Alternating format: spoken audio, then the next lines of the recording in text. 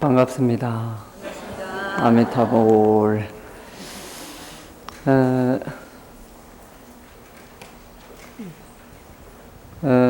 며칠 전에 우리가 평창에 겨울 올림픽을 유치한 그런 그 쾌거가 있었습니다.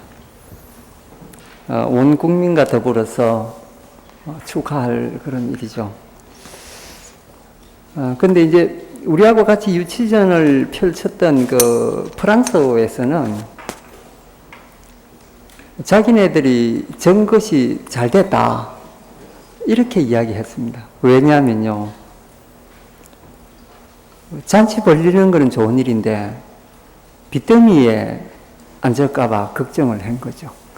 근데 이제 우리도 걱정을 해야 되는 게 그 겨울 올림픽이 20일 정도 됩니다. 그거를 위해서 몇 조를 쏟아부어야 되고, 그 다음 그 올림픽이 지난 뒤에 그 건물이라든지 이런 거를 계속 유지하려면은 1년에 그 들어가는 돈이 또 천문학적으로 들어갑니다. 근데 그 돈들이 어디서 나오느냐?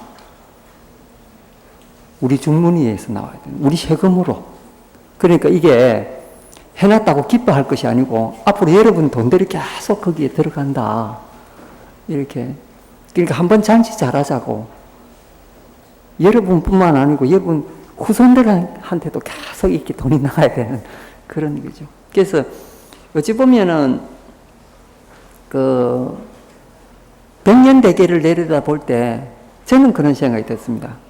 그런 그 잔치를 잘하는 것보다는 내면적으로 우리 백성들이 좀 더 잘 사는 방법을 좀 굶주리는 사람한테 좀 더 도움 주고, 그런 세금으로 그 외국 사람들 불러가 잔치하는 그 중요하지만은 사실은 우리 국민들이 잘 사는 게 더 중요합니다.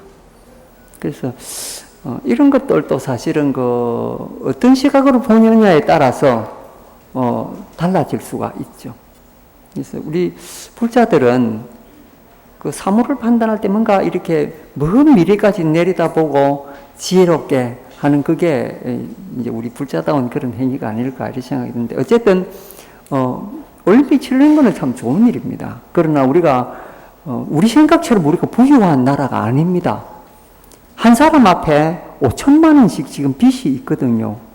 여러분 애 하나 딱 태어나면 걔한테 5천만 원 빚이 딱 갑니다. 그게 우리나라 현실이거든요.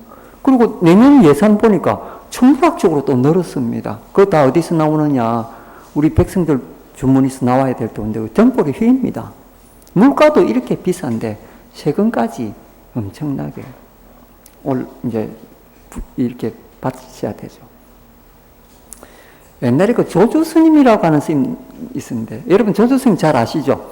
이게 이제 참선 조금 공부하신 분이면 조조 스님은 뭐 무자 화두로 유명한 그 스님이죠. 이 스님이 은사 스님이 이제 남전 보원 스님이라고 하는 스님인데, 이 스님 밑에서 60년간을 시봉을 했습니다. 60년간을 시봉을 하고, 그래가 스님이 입적하고 난 뒤에 그때야 비로소 이제 전국에 구경하러 다니신 거죠. 그 다니면서 어느 한 곳을 갔는데 곡 소리가 나는 거예요. 그리고 이 산중에 웬 곡 소리가 나는가 싶어서 가보니까 무덤이 3개가 있는데 그 무덤 사이에 새로 만든 그런 무덤이에요. 근데 그 하얀 소복을 입은 젊은 여자가 거기서 울고 있는 거예요. 그 조조 스님이 이제 그 젊은 부인 가까이 가서 물었습니다. 그대는 어찌하여 이 깊은 산속에서 이렇게 울고 있느냐? 그러니까. 그래 이제 하는 말이, 이 앞에 있는 무덤 3개가 자기의 시아버지, 그 다음에 남편, 아들 무덤이라는 거예요. 그리고 스님도 보시다시피 이 무덤은 지금 우리 그 세 분이 돌아가신 지 얼마 안 돼가지고 새로 만든 무덤인데, 그렇다고 지금 그래서 그걸 설파하면서 울고 있다 이러는 거예요. 그 어째 집안에 그렇게 이런 불행이 연이어 닥쳤느냐 하니까 어떤 말을 하느냐면요, 우리 동네에는 호랑이가 너무 많이 출몰을 해서 동네 사람들도 호랑이한테 많이 잡혀먹었는데 얼마 전에 우리 아버지가 호랑이한테 잡혀 먹더만은 며칠 전에는 우리 남편하고 아들도 호랑이가 잡아가지고 지금 뼈를 수습해가지고 무덤을 만들었다는 거예요. 근데 이 조주 스님이 그 여인한테 물었습니다. 아니 그러면 이사를 가지 왜 어리석게 앉아서 당하느냐고. 그렇지 않습니까? 대도시에 이사 가면은 호랑이한테 물릴 일도 없지 않습니까? 그리고 그 젊은 여인이 뭐라고 대답하냐면요. 도시에 나가면은 세금이 너무 무섭기 때문에 호랑이보다 더 무서운 게 세금이라고요. 그래서 호랑이를 피해를 당하면서 자기가 산다는 거예요. 그래서 조주 스님이 거기서 크게 무릎을 친 거죠. 야, 세상에 내가 60년 동안 산중에 있어서 이런 건 몰랐는데 세금이라는 게 이렇게 무서운 거구나. 그때부터 조주 스님은 세상 사람들을 향해서 어떻게 하면은 세상 사람들, 이 사바세계에서 행복해지느냐, 이거를 가르치기 시작했죠. 그게 조주 스님의 선법문이라는 거거든요. 생활에 딱 붙어가 있는 그런 법문. 그게 중요하다는 걸 깨달은 거죠. 그러니까 한번 생각해 보십시오. 호랑이를 피해서 도시에 가기를 싫어하는 게 세금 때문이라고 하니까 이 세금이야말로 호랑이보다 더 무섭고 이 세상에 제일 겁나는 게 이 세금이라는 거죠. 여러분도 그 지금 겪지 않습니까? 조금 오르면은 간이 통 떨어지죠. 그러니까 세금 잘 그거 하는 것도 이것도 이제 정치하는 분들이 이런 걸 불교를 내용을 잘 알면은 그런 거 안 하죠. 그러니까 어떻게 하면은 우리가 잘 사느냐. 내실을 다지면서 국민들 세금 낮추고 수출에 더 신경 쓰면서 나라를 부강하게 하는 이런 게 정말 잘 사게 하는 거거든요. 보이게 하는 건 남들이 와서 외국 사람들이 한번 와 한국 좋다 이거는 그거 한번 하려고 국민들 목을 비틀고 이러면 곤란하죠. 그러니까 이제 이런 것도 이제 우리 정치인들이 불교를 잘 배우면은 이런 일이 앞으로 없을 건데 이제 그죠. 다음에 오는 이 정치가들은 더 이제 불교를 잘 아는 그런 분이 왔으면 더 국민들이 행복하겠다 그런 생각을 이제 합니다. 자, 오늘은 그 유마경의 청정한 불국토라고 하는 부분을 이제 강의를 할 건데요. 이 굉장히 중요합니다. 이제 책을 가져오신 분도 있고 안 가져오신 분도 있는데 우선 이제 시작할 이 법문할 내용을 잠깐 한번 우리 같이 독송을 해보겠습니다. 가지고 오신 분들은 같이 이렇게 읽으시면 되겠습니다. 보장보살은 창가를 마치고 세존께 다음과 같이 여쭈었다. 세존이시여, 저희 리차비 쪽의 젊은이 500명은 모두 위없는 온전한 암에 도달하고 싶어 이렇게 발심하였습니다. 앞서 이들은 보살이 부처님의 국토를 청정하게 된다는 말이 도대체 어떤 것인지를 저에게 물었습니다. 그러니 세존이시여, 부디 이 보살들에게 불국토를 청정하게 하는 것에 대해 가르침 주시기를 간곡히 여쭙니다. 이야기를 다 들은 세존께서 훌륭하다라는 말씀과 함께 답하셨다. 보장이여, 불국토를 청정하게 한다는 것에 대해 그대가 열에게 의문을 낸 것은 아주 잘한 일이다. 이제 귀를 기울여 듣고 깨달음을 얻도록 하라. 자, 그러면 보살이 불국토를 청정하게 한다는 것에 대해 설명을 시작하리라. 예, 부디 그렇게 해 주소서. 보장을 비롯한 500명의 리피자 청년들은 이렇게 대답하고 두 귀를 곤두세웠다. 자, 여기까지. 자, 이게 보면은 그 리차비 쪽이라고 하는 젊은이들이 부처님께 와서 예배를 드리고 이제 부처님 법문을 들려고 이제 청을 합니다. 자, 이게 중요합니다. 불교는 부처님이 여러분 근기에 맞춰서 설법을 해주시긴 합니다. 그런데 부처님이 절대 먼저 이야기 안 합니다. 우리 예를 들면 금강경을 보더라도 금강경에서 수보리가 먼저 부처님께 여쭙니다. 부처님이시여, 어떻게 보살들을 잘 두어하실 수 있습니까? 이렇게 이제 여쭙잖아요. 그거를 그 보현보살의 10대 행원이 될 보현행원품 있잖아요. 거기에서도 청전법륜원이라고 해서 보현보살이 10가지 원력을 세울 때 부처님께 법문을 청하는 것이 자기의 원력이라고 되어 있습니다. 그러니까 불교는 묻지 않으면 대답을 얻을 수 없는 게 이게 불교입니다. 그 여러분 절에 다니면서 그냥 아이고 내가 불교 믿는다 하고 절에 절하고 기도하고 이런다고 해서 해답이 되느냐? 그 해답 안 됩니다. 자기 마음에 평화를 가져오고 자기가 좋아질 수는 있어도 불교에 대한 답은 안 되는 거거든요. 그럼 불교에 대한 답이 안 되면 어떻게 되느냐면요. 미래에 대한 희망을 가질 수가 없습니다. 의문이 있는 자만이 답을 얻을 수가 있거든요. 불교 신봉을 하면서 내가 현재의 삶과 미래의 삶에 대해서 불교를 어떻게 내 삶에 끌어들일 것인가에 대한 고민을 해봐야 되는데 그런 고민하는 분은 없습니다. 그냥 절에 가서 그냥 기복하고 절한 붙이면 절하고 그냥 내 믿음이 있으면은 내 복 받고 다음에 공덕 짓는다 이런 생각밖에 없다니. 그러면은 그게 그 종교에 대한 자기가 어떤 도움을 받을 수 있느냐? 그 소원한 거를 이룰 수는 있으되 나아가서 발전할 수는 없습니다. 그렇기 때문에 종교에 대해서는 항상 의문을 품어야 됩니다. 미래에 대한 내 삶을 불교라는 것을 어떻게 내 삶 속에 끌어들여서 내하고 일치가 돼서 내 행복한 미래를 열 수 있을까? 이런 고민이 없으면 곤란하다는 거죠. 그럼 그 방법이 뭐냐면은 부처님께 항상 여쭐 거를 준비하고 있으면서 여쭈어라. 지금 부처님 안 계시니까 누구한테 여쭈어야 됩니까? 스님네들한테. 스님, 내가 불교에 대해서 이런 의문이 있고 내가 어떻게 공부를 해야 되며 미래에 내가 어떤 삶을 가져야 됩니까? 이렇게 끊임없이 부단하게 물어봐야 얻는 게 있습니다. 그래서 보현보살도 10가지 원 중에 하나가 뭐냐면은 부처님께 항상 법을 청하겠다.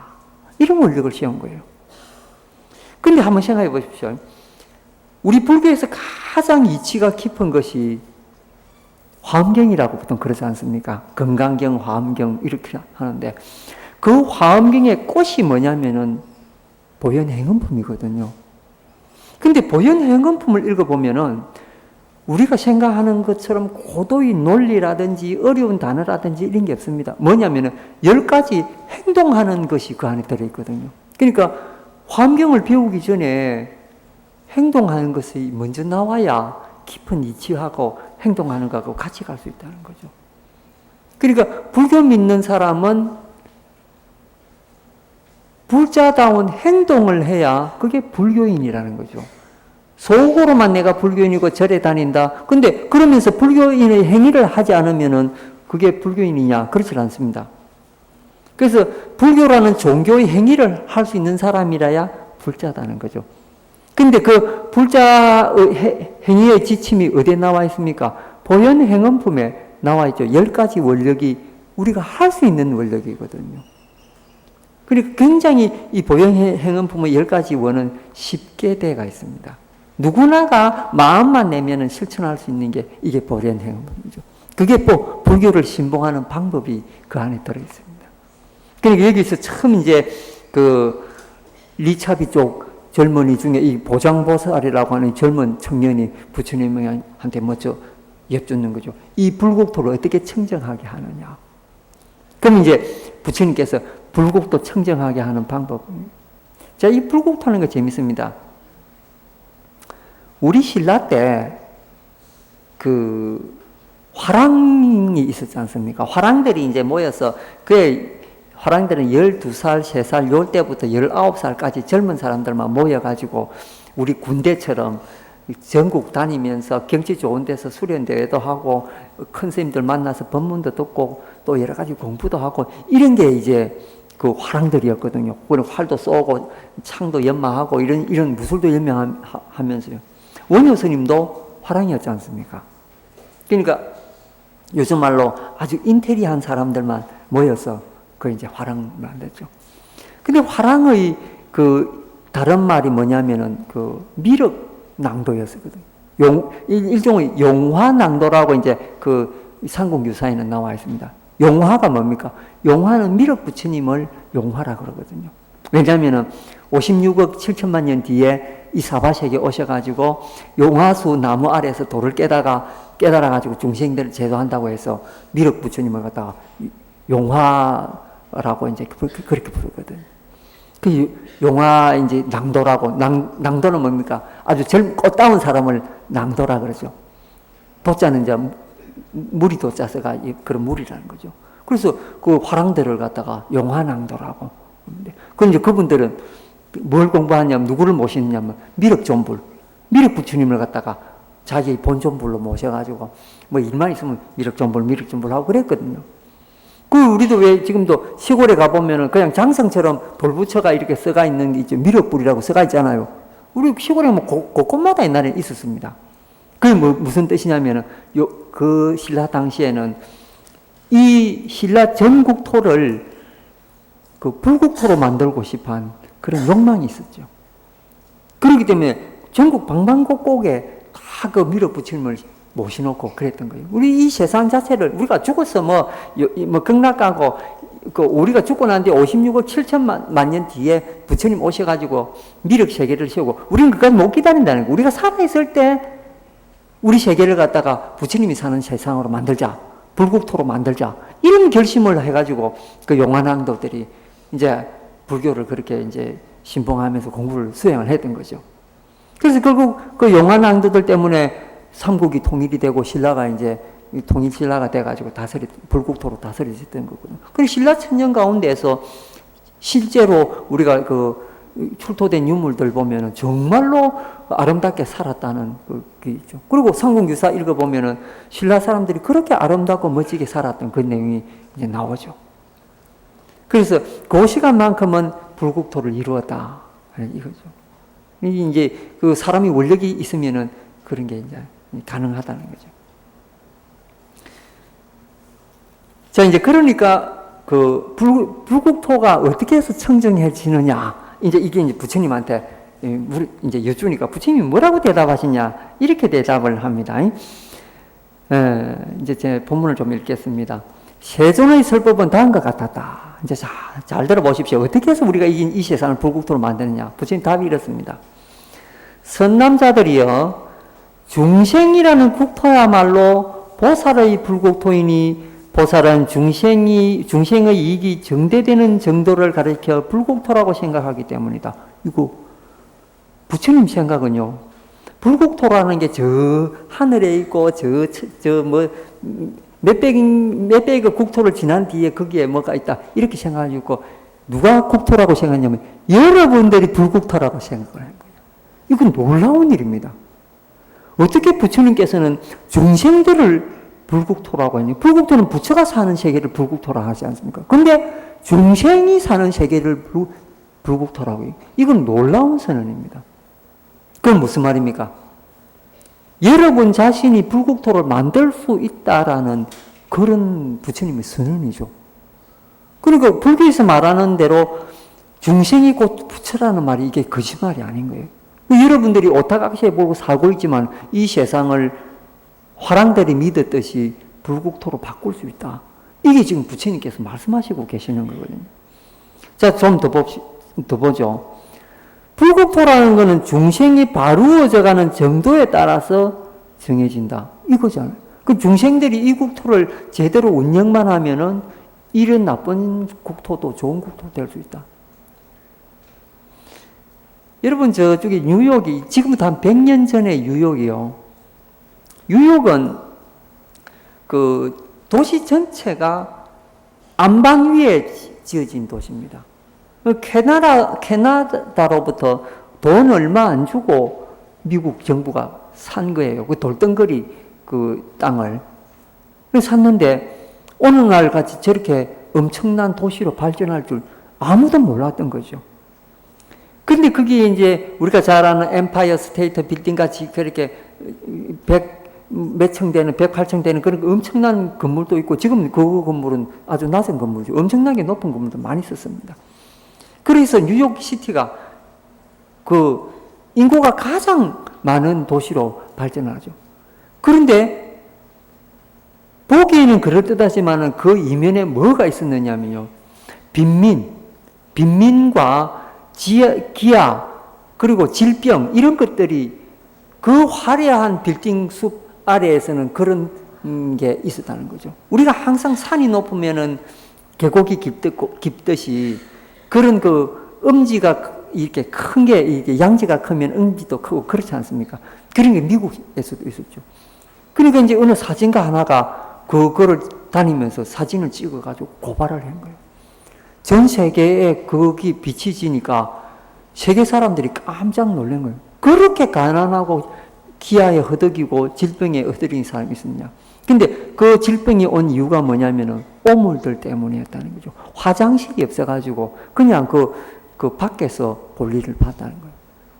그리고 각종 쓰레기하고 뒤섞이게 되니까 뉴욕은 화려한 그 뒷면에 세계에서 가장 더러운 그런 도시로 변해 있었다는 거죠. 그 때문에 그 미국 정부가 거기에 엄청난 세금을 갖다 붓고 그거를 정리를 했습니다. 그 이제 그 가난한 사람들 사는 동네를 철거하고 새로운 집을 짓고 이래가. 지금 뉴욕이 그야말로 한 100년 가까이 노력의 그 결과입니다. 그게 뭡니까? 그 냄새나고 더러운 그런 상태를 지금은 뉴욕처럼 바꾼 거는 뭐냐? 그게 결국 인간의 힘이라는 거죠. 이게 뭡니까? 중생 마음 속에 그러한 것을 바꿀 수 있는 그런 힘인데 그 힘이 뭐냐면 원력이라는 거죠. 이게 원력만 있으면 가능한 거죠. 그 원력을 우리 한 사람이 되는 것은 물론 아니지만은 어느 정치가가 하나 나와서 그런데 가난한 사람에 대해서 눈뜨고 질병에 대해서 눈뜨고 이래서 그런 사람들 도와줘야겠다고 생각하면요. 그거 일사천리로 이루어지는 게 그 힘이거든요. 그러니까 이게 부처님께서 뭡니까?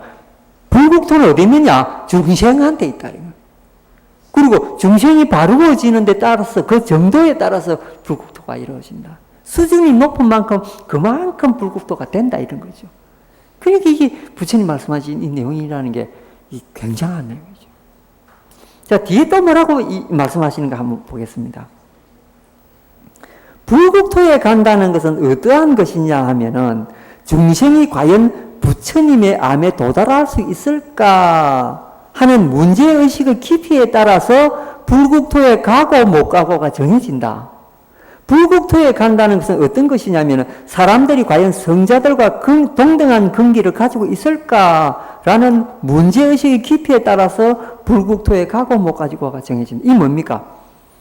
부처님의 지혜만큼 우리가 도달할 수 있을까 없을까라고 하는 그런 마음을 가진 정도에 따라서 불국토에 가고 못 가고 한다는 거죠. 이 뭡니까? 조금 전에 말씀드렸듯이 절에 와서 근성으로 절만 하고 이런 분들한테는 부처님이 암에 대한 생각을 전혀 안 하기 때문에 그 기회가 없는 거죠. 현실적으로 그러면 이런 게 있습니다. 불교 수행은 스님이 어떻게 합니까? 내가 30년, 40년 절에 다녔는데 불교 수행법에 대해서 우리가 공부한 바가 없고 불교를 어떻게 신봉해야 되는지 잘 모르겠습니다. 그런 분들 있습니다. 실제 딱 이야기해서 누가 와가지고 다 종교인이나 불교를 믿지 않는 분들이 와가 여러 보살님들한테 이러면 묻습니다. 불교 어떻게 신봉해야 되느냐? 그렇게 물으면 절에 그냥 가서 108배 해라. 3000배 해라. 우리가 말할 수 있는 건 이거밖에 없거든. 근데 그 사람들이 충족하지 않습니다. 내 자신도 충족하지 않거든요. 그거는. 뭔가 목마른 게 있어요. 왜냐면은 절을 한다고 해서 번뇌가 끊어지질 않거든요. 번뇌는 지속됩니다. 내 자신이 힘들어서 성취감은 있습니다. 3000배를 했다. 30,000배를 했다. 야, 내가 이거 다리 아픈데 30,000 배를 해냈으니까 이건 내 인간성입니다. 너무나 기뻐합니다. 근데 번뇌가 끊어졌습니까? 안 끊어졌습니다. 그리고 내 현실에 있는 문제들이 해결이 됐습니까? 해결 안 됩니다. 자기가 가지고 있는 고뇌는 그대로 고뇌의 덩거리로 가슴속에 존재하거든요. 이걸 어떻게 하느냐? 이 고민을 어떻게 하느냐, 보죠. 누구한테 물어봐도 이거 안 가르쳐 줍니다. 깝깝한 거죠. 불교는 이거 해결해 줘야 되는 게 불교거든요. 다른 점은 그냥 믿습니다 하면 끝나는데, 이 불교는 근본적인 해결책을 제시해 주는 게 원래 불교라고 배웠잖아요. 근데 이게 해결책이 지금 안 되고 있죠. 그런데 이게 이제 해결책이 이제 오늘 이제 이거 안 가르쳐 드리려 했는데 오늘 말하게 되네요. 이 뒤에 가서 말하려고 했는데 이거 중요합니다. 자세히 들으셔야 됩니다. 우리가 받을 고통이나 또 우리가 가지고 있는 고민이나 이런 것들은요, 우리가 사바세계라는 이 세계에 사는 동안에는 면할 수가 없습니다. 가령 질병, 금전에 대한 고통, 근데 불행한 그 다음에 내한테 대해서 험담이 들어오는 거. 내가 듣기 좋은 소리만 듣고 싶은데 내한테 험담 들어오는 거는 그걸 못 면합니다. 그리고 재물에 대한 고통은 언제나 있습니다. 이건희도 재물에 대한 고통이 있거든요.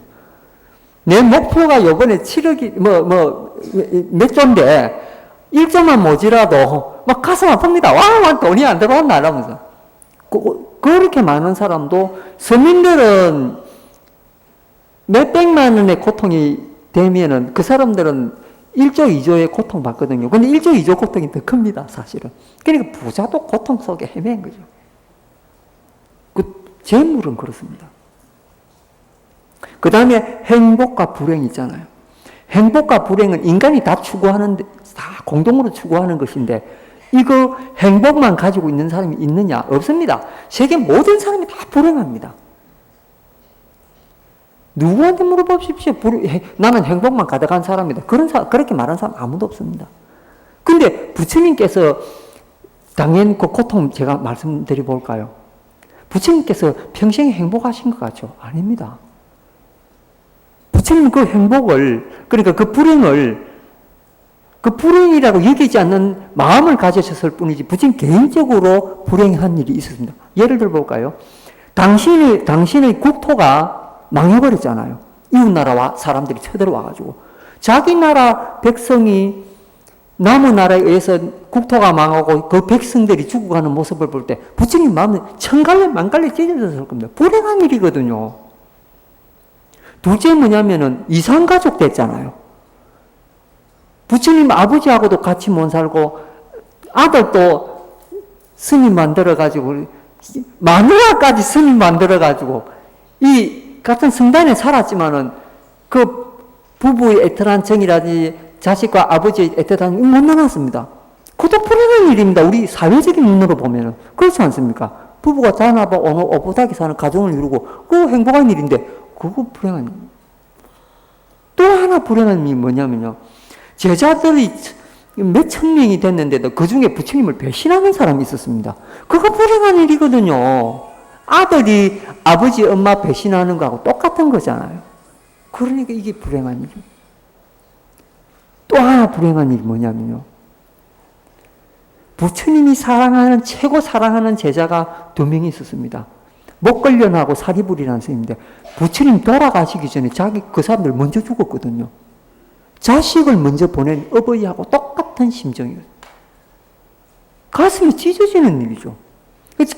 가끔씩 부처님이 그 2사람이 없는 부처님 제자들을 이렇게 바라보면서 공허한 눈빛으로 그 제자들을 봤을 거 아닙니까? 그 부처님 마음이 얼마나 마음속에 허무한 생각이 들었겠습니까?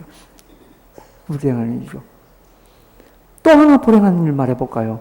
부처님 아들 이름이 뭡니까? 라훌라죠. 라훌라가 부처님 앞서서 죽었습니다. 부처님이 돌아가시기 전에 라훌라가 먼저 죽었거든요. 아들 앞세운 아버지가 된 거예요. 불행한 일이거든요, 그거.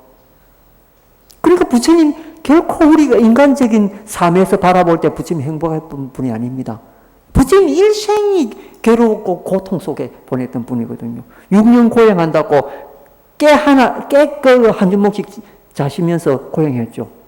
그리고 당신 평생 동안 어디 집이 있었습니까?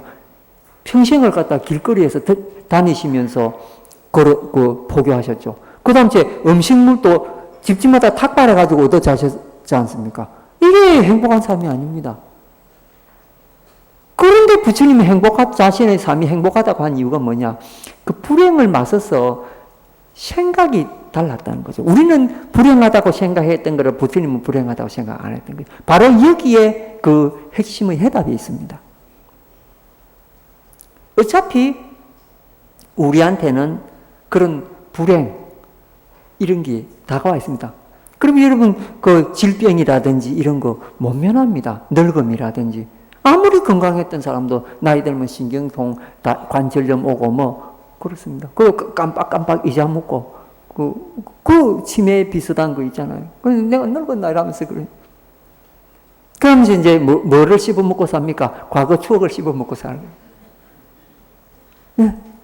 그리고 우리 인간들이 하루 종일 번뇌에 시달리는데, 번뇌에 시달리는 그 80%가 현실의 문제에서 시달리는 것이 아니고 쓸데없는 거 가지고 고민을 80%를 한대요. 그리고 지나간 일들, 그거 아무 상관없거든요. 근데 그거 가지고 고민하고 있는 거예요. 그리고 현재 해결이 안 되는 문제를 가지고 고뇌를 하는 거예요.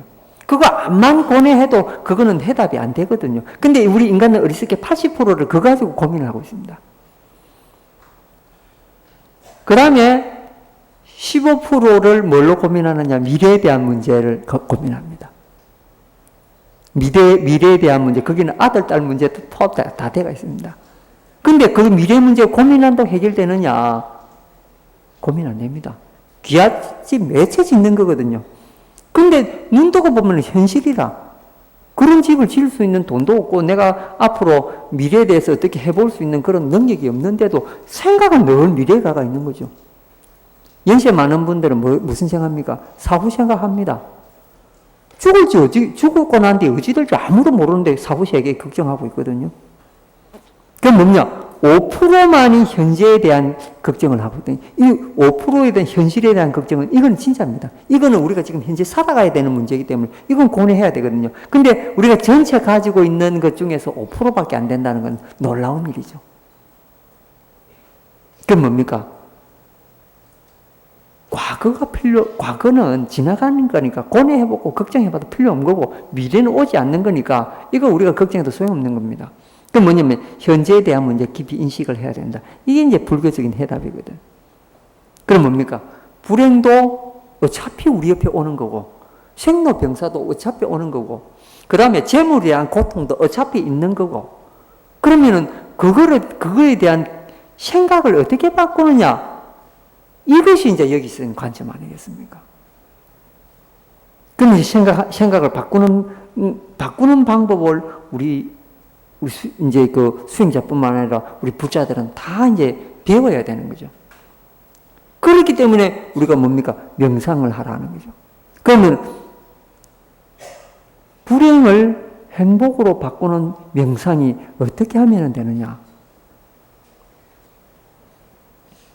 저는 이제 5개를, 불자들은 다 5개를 받지 않습니까? 5개 중에 제일 첫째가 뭡니까?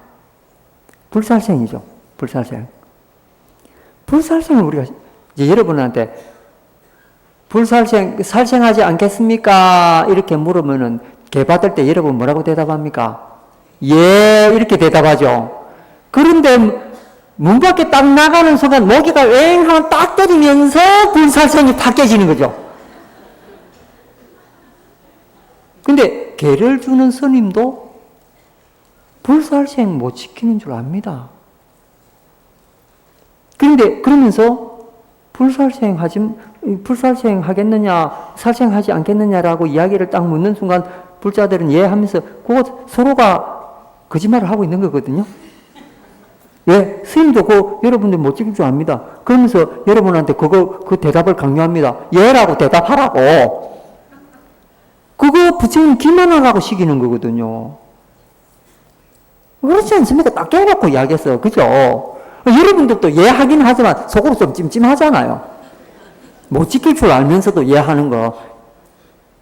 집에 어른이 기력이 불실하다 이러면은 장어라도 좀 푹 구워줘야 되는데.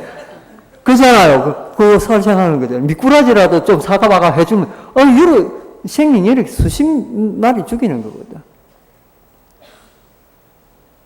여기에 이게 중요해요. 그래서 저는 이제 5개를 줄 때 이렇게 줍니다. 살생하지 마십시오. 이렇게 대답, 그 개를 주는 게 아니고, 생명을 존중하고, 살생 반대가 뭡니까? 살생 반대가 방생이죠. 그러니까 이렇게 합니다. 생명을 존중하고 방생하겠습니까? 이렇게 묻습니다. 그러면 예 하면은, 이게 거짓말입니까? 거짓말 아니거든요.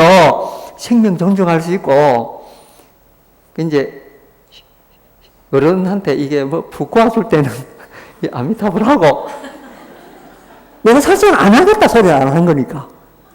생명 존중한다는 이야기인데, 어쩔 수 없죠.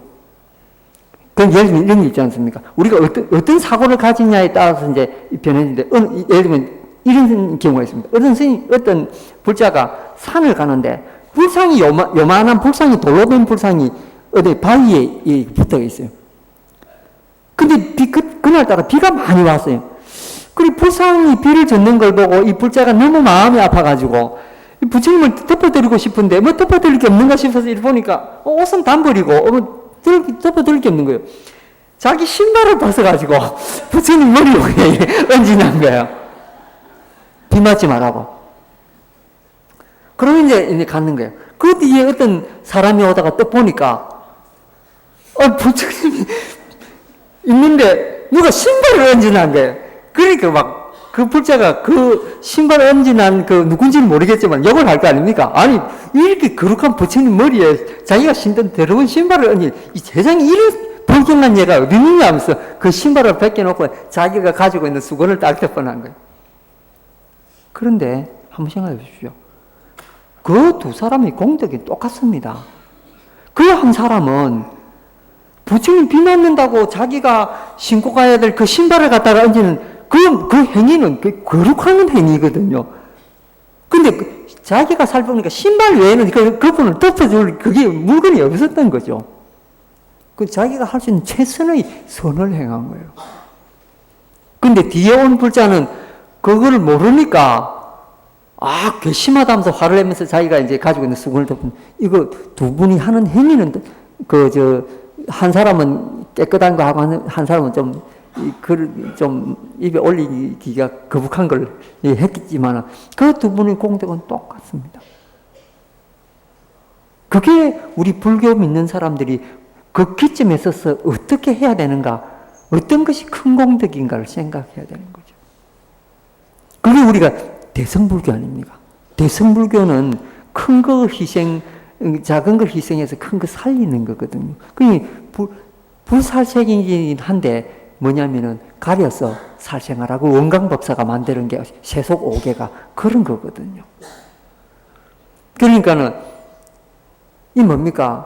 어른을 건강하고 살려 위해서 세속에서 하는 일이라는 게 그런 미꾸라지와 같은 미물들을 삶아서 이렇게 우리가 먹고 하는 그런 행위들은 사바세계에서 늘 있는 일이에요. 그러니까는 뭡니까? 생명은, 쓸데없는 생명은 죽이질 않습니다. 그러니까 슈바이처가 그런 이야기 하잖아요. 어떤 게 죄냐면요. 목동이 소를 먹이기 위해서 엄청나게 많은 풀을 뱁니다. 그건 이 목적이 있죠. 근데 그 사람, 그 목동이 그 수많은 풀을 다 베고 내려오다가 산에 그냥 피어있는 그런 풀 한 송이를 아무 의미 없이 장난삼아 톡 꺾는다. 이게 죄악이라고 했거든. 그 죄악의 기준이라는 게 선명하잖아요. 어찌 보면 대성불교의 그런 기준하고 비슷합니다. 그러니까는 생명을 존중한다. 그러니까 그 소를 위해서 많은 걸 풀을 존중하지 않아서 베는 건 아니잖아요. 어떤 생명을 살리기 위해서 그런 그보다 한 단계 낮은 그런 생명들을 이제 준다는 거죠. 그런데 또 반대급부적으로 소들이 그 풀을 먹고 또 대소변을 보고 이렇게 그게 또 그 거름이 돼가지고 더 많은 풀들을 자라게 하고 그게 이제 윤회의 법칙이지 않습니까? 우리가 단편적으로 보면 소 먹이를 갖다가 끊어버리는 그 풀을 베는 건데 그 풀들 때문에 끊어진 풀들 때문에 더 왕성하게 그 소들한테 먹여가지고 왕성히 자라게 하는 그런 법칙이 있죠. 예를 들면은 겨울 되면은 산야에 불을 놓지 않습니까? 그 불을 놓으면은 그 다음에 풀들이 더 잘 자라잖아요. 그런 인연 법칙하고 똑같은 거예요. 그러니까는 이제 우리가 그런 법칙 아래에서 이렇게 이제 계도 저는 이제 예를 들면 불살생 같은 경우는 살생하지 마라 이런 계를 주는 게 아니고 생명을 존중하는 마음 가지고 뭡니까? 방생을 많이 해라. 그러면 아버지한테 끓여들인 그 한 2배 정도를 방생하는 마음을 가지는 거죠. 꼭 그런 방식만 아니라 고아원에 갖다 줄 수도 있고, 또 아프리카 어린이들을 위해서 내가 먹은 만큼 이제 또 이렇게 공양할 수도 있고 그런 거잖아요. 그런 이게 그냥 윤회거든요. 죽이고 죽고 하는 게 윤회니까 내가 공덕 지을 때 그렇게 하는 거죠. 그런 마음을 가져야 진짜 우리가 불상식 제대로 된 의미가 될 수 있어요. 그러니까 사상하지 마라 이것만 이야기해 놓으면은 죄의 마음이 돼요. 고기를 주물면서 이거 내가 개를 받았는데 이게 되겠나 이런 생각하게 되거든요. 그러니까 이렇게 큰 마음 내고 또 한쪽으로는 크게 이렇게 낼 수 있는 그런 마음 가지면은 더 우리가 큰 보시를 할 수 있죠. 더 큰 방생을 할 수 있죠. 그러니까 5개가 이런 식으로 불살생, 그 다음에 뭡니까? 불투도잖아요. 도둑질 하지 마라. 도둑질 하지 마라. 어떻게 합니까? 도둑질 하지 마라. 대체로 도둑질 안 하는데 그것도 우리가 어쩌다가 실수로 또 그거 할 수 있습니다. 예를 들면 탈세하는 것도 도둑질이거든요. 근데 탈세 안 하는 사람들, 사업하는 사람들이 거의 없죠. 다 탈세하죠. 도둑질하면 그건 뭡니까? 도둑질 반대말이 뭘까요? 보시잖아요. 그러니까 나는 마음을 깨끗이 하고 보시를 많이 해라 이런 겁니다. 개를 줄 때. 네. 그러면 이제 세금을 탈세를 하고 뭐 부정한 일을 좀 했다 하더라도 그것도 음지를 위한 사람들한테 보시 왕창하면 그것도 공덕되잖아요. 빌 게이츠가 그렇게 많이 보시하는 것도 다 그 이유가 있을 겁니다. 그죠? 네. 이런 식으로. 그리고 5개를 그런 식으로 바꾸어서 하면 저한테 개 받아간 사람들은 너무 좋아합니다. 지금도 전화와 스님 개 지키기가 이렇게 좋은지 모르겠습니다. 그런데 자기 친구들하고 이야기해보면 나 뭐뭐 하지 마라 이래놓으니까 만약에 뭐 이러지 걸려가지고 이거 내가 불자만다 이러는 거예요. 그러니까 제가 성광사에 있으면서 이렇게 개를 이렇게 주는 이런 방식도 너무 괜찮은 방식입니다. 그리고 이제 송강사에서 또 하나 개발한 거 있습니다. 그게 뭐냐면, 왜 여러분 개 줄 때 이 손에 이거 불 뜨는 거 있잖아요. 처녀들하고 애들 기겁을 합니다. 불만 가도 막 끔찍 놀랍니다. 그리고 스님이 향 딱 들고 가는 순간 아들이 새파랗게 진리가 있습니다. 그리고 젊은 처녀들은 어찌하냐면 이거 환혼이라는 거 있잖아요. 환혼이 이렇게 번져가지고 효도가 크게 돼가지고 그 병원 레이저 수술 받고 이런 경우도 많이 생깁니다. 불 뜨는 거 끔찍하게 생각하거든요. 근데 이 개를 줄 때 이 불 뜨는 거 이거 200년 전에 중국 스님이 발명한 거거든요. 부처님 때부터 내려온 게 아닙니다. 그러니까 부처님 때부터 내려온 건 뭐냐면요. 개를 그냥 준 거예요. 줬는데 그 뒤에 티베트에서는 물로 관정하는 방법을 일러주었어요.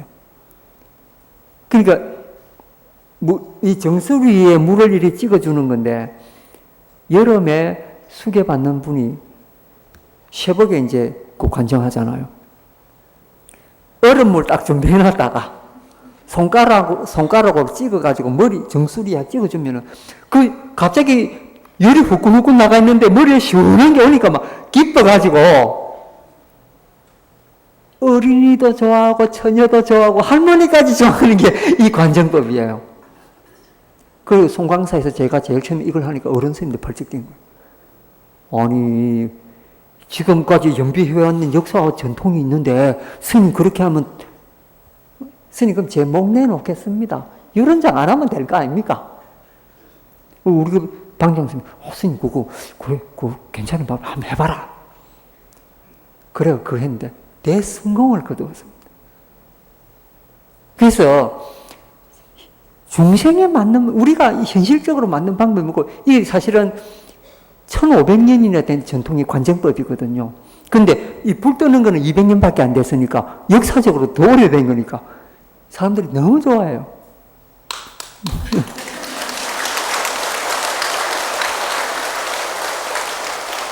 그래 혹시 제가 앞으로 통도사에 가서 뭘 할 일이 있으면은 그때 혹시 또 열애사 와서 할 일이 있으면 그때는 또 그죠 관정법으로 하고 걔도 이제 뭐 하지 마라 법보다는 이런 새로운 법으로 받아놓으면 기분이 좋고 어디든지 해낼 수 있고 그럴 수 있죠.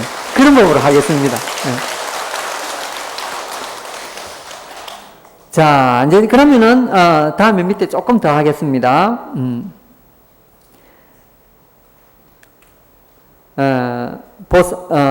그 이유는 보살에 있어서 불국토라고 하는 것은 결코 중생의 이익에 무관하여 승리하는 것이 아니기 때문이다. 이거 보십시오. 중생이 이롭게 돼야 그게 불국토라는 거죠. 그러니까 불교 공부하면서 우리한테 이익이 없으면은 그거는 불교 공부하는 게 아닙니다. 그러니까 조금 전에 명상 이야기를 했는데 우리한테 그러면 명상이 어떤 이익을 주느냐 이거 이제 우리가 한번 짚고 가봐야 되죠. 자, 여러분 이렇게 생각하십시오. 여러분한테 여러분이 겪기 싫은 시련이 오고 여러분이 가지고 싶지 않은 불행이 오고 여러분이 갖기 싫은 그 질병이나 재물에 대한 고통이 오면은 이렇게 생각하십시오. 이거는 누구나 겪는 고통이다. 너만이 겪는 고통이 아니다. 그런데 그 사람들은 이걸 고통이라고 생각할 때 나는 이건 당연한 거라고 먼저 생각해야 된다. 그러면서 이건 당연한 것이구나 라는 명상을 해야 되는 거죠. 당연한 것이다. 당연한 것이다. 누구나 받는 것이다. 내만 받는 것이 아니다. 당연한 것이다. 그 다음에 어떤 생각을 합니까? 이것으로서 내 마음이 성장할 수 있다. 그러니까 불행한 것이 그냥 불행하다 생각하는 게 아니고 이것을 이기고 나면은 이러한 고통을 이기고 나면은 내 마음이 성숙해서 내가 좀 더 부처님의 경지와 부처님의 자비와 부처님의 아르마리까지 가는데 이것이 도움이 되는 것이다. 이렇게 생각하는 거예요. 이게 내가 고통이 있는 만큼 내가 성장하는 것이다. 왜? 아픈 만큼 성숙해진다. 노래도 뭐 그 옛날에 그런 게 있었잖아요. 정말 그렇습니다. 우리가 그런 고통이 겪고 나면요. 그런 데 대한 눈이 떠집니다. 예를 들면 우리가 사기를 당하면은 사기에 대한 그런 데 대한 눈을 떱니다. 돈에 대한 고통을 겪고 나면 돈에 대한 고통에 대한 눈을 뜨고 또 나를 배신한 사람에 대한 이런 그 경험이 있으면 그에 대한 눈을 뜨게 됩니다. 성숙하게 되니까 사기도 안 당하고 사람에 대한 배신도 안 당하고 돈에 대해서도 우리가 여러 가지 생각을 하게 되죠. 그러면 그만큼 성숙해진 거죠. 그럼 뭐냐면은 이런 불행이라든지 이런 것에 대해서도 우리가 명상을 하면서 이런 데 대해서 부처님 법으로 극복을 해야 되겠다. 그렇게 생각하고 나면은 이게 자기가 한층 업그레이드가 됩니다. 문자 그대로 여기 나오는 부처님 아르마리에 조금 나가게 되죠. 그 뭡니까? 불국토를 자기가 만드는데 자기의 불국토 만드는데 일조를 하게 된다는 거죠. 예를 들면 우리 집은 남들이 침범할 수 없는 내 공간이면서 내 불국토거든요. 내 불국토를 지옥으로 바꾸느냐 그 극락으로 바꾸느냐는 내 마음에 달려 있습니다. 예를 들면은 집안 청소 안 하고 너절하게 해가 있지 않습니까? 이런 경우는 그 자체가 지옥입니다. 누가 들어올 때도 집안이 왜 이래 더럽노? 우리가 집안 깨끗하게 치우는 그 정도라면 불시에 어느 친구를 만나더라도 누구 집에 한 가보자면 자신있게 집에 데려옵니다. 그런데 집이 좀 들어오면은 집에 반가운 친구를 만났는데 집에 데려오고 싶은데 집 안 치운 생각이 나거든요. 보여주고 싫어하잖아요. 지옥이거든요. 가보면. 그겁니다. 그러니까 자기의 집안이 자기가 만든 지옥이기도 하고 자기가 만든 천국이기도 하고 그렇거든요. 그런데 나아가서 자기 마음은 어떻습니까? 자기 마음은 더한 거예요. 어떤 마음을 썼냐에 따라서 자기 자신이 지옥 속에 있기도 하고 상태가 이 극락에 있기도 하고 그런 거죠. 그러니까 우리 부자들은 마음이 행불행이 오거나 어떤 경우가 오더라도 이거는 내를 성장시키는 하나의 좋은 시험되고 내가 겪어가야 할 과정이다. 이렇게 생각하면서 그거를 긍정적으로 받아들이는 그 마인드가 필요한 거죠. 그러니까 내보다 더한 고통이 있는 사람도 세상인데 내보다 더 행복한 사람도 있다 이렇게 생각하잖아요. 근데 그 행복한 사람한테 한번 물어보십시오. 자기 고통이 제일 큽니다. 이 세상에서. 내니까 내한테 받는 고통이 제일 크다고 생각하는데 심지어 그 천만의 말씀 그렇지 않습니다. 개개인이 자기가 받는 게 제일 크죠. 그러면 불자들이 이제 거기서 딱 그 답이 나오잖아요. 늘 내한테 오는 불행은 이게 불행이 아니고 나를 성장시키는 원동력이다. 그런 말. 그게 자기를 명상을 따로 하는 게 아니고 그걸 명상하는 거예요. 이걸 통해서 내가 클 수 있고 이 과정을 거쳐서 내가 좀 더 부처님 지혜에 다가간다. 육바라밀 중에 인욕이라는 거 있잖아요. 그 인욕도 그렇게 생각해보면 인욕행을 닦아나가는 거거든요. 참고 이렇게 견디내가면서 그거에 대한 명상을 하는 거죠. 근데 그 명상을 하게 되면 뭐를 볼 수 있냐면 우리의 고통의 본질을 볼 수가 있습니다. 왜 내가 지금 이런 고통을 받고 있는가? 그걸 알게 돼요. 근데 그 알게 되는 걸 알고 나면은요, 그 고통의 근본을 알고 나면은 그 고통이 더 이상 고통스럽지 않습니다. 이게 중요한 겁니다. 그러니까 고통을 관찰하라. 내 불행을 관찰하라.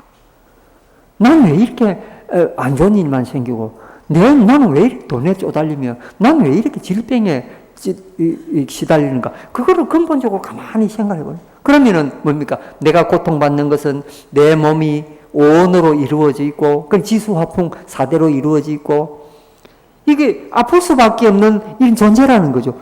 그러니까 이 몸은 결국은 나이가 되고 허물어지니까 이게 아플 수밖에 없는 거구나. 요거 딱 인생하면 질병에 대해서 우리가 더 이상 왜 내 질병이 있느냐, 이런 데서 고통하지 않잖아요. 예, 암이라도 그런 생각을 할 수 있습니다.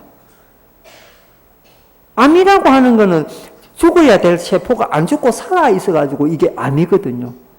근데 거기에 대해서 명상을 하는 거예요. 내가 욕심이 많아가지고. 우리가 행복 중에 하나가 뭔 줄 압니까? 먹는 게 행복이잖아요. 맛있는 거 먹을 때 진짜 행복합니다. 그런데 그 행복한 것도요, 배가 이만큼 찼는데, 뭐까지 올라왔는데 계속 먹으라면 그건 뭐가 됩니까? 고통이 됩니다, 그거. 정말입니다. 그래서 로마 황제 같은 사람들 어쨌냐면은, 먹는 게 너무 행복하니까 이만큼 채우고 먹고 난 뒤에 새 깃털을 입에 넣고 간질간질하고 또 해가지고 그거 다 뱉어내고 새로 음식 가지고 또 먹습니다. 로마 사람들 그랬거든요. 먹는 게 행복하니까. 근데 이만큼 차고 나면 그거 불행이거든요. 고통입니다. 그러니까 행복도 끝에 도달하면 불행이 오는 거예요. 그걸 아셔야 됩니다. 그러니까 결국 불행과 고통은 같이 있는 거거든요. 이 부자가 이제 이런 걸 잘 인식을 해야 되는 거죠. 그러니까 고통이 올 때, 고통이 왔으면 이 행복이 따라왔겠구만. 그 뒤에. 행복과 불은 같이 다니는 거가, 그죠? 그러니까 질병에 대한 고통, 돈에 대한 고통, 이런 것도 그 통찰을 해보는 거죠. 왜 나는 이렇게 됐나 하고. 근데 그 근본을 가만히 들여다보면은 왜 그래 됐는가 해답을 얻을 수 있습니다. 그걸 우리가 뭐라고 하느냐? 그걸 명상이라고 하는 거죠. 명상하는 방법, 누가 명상한다 할 때 뭐 특별한 기술이 있는, 안 그렇습니다.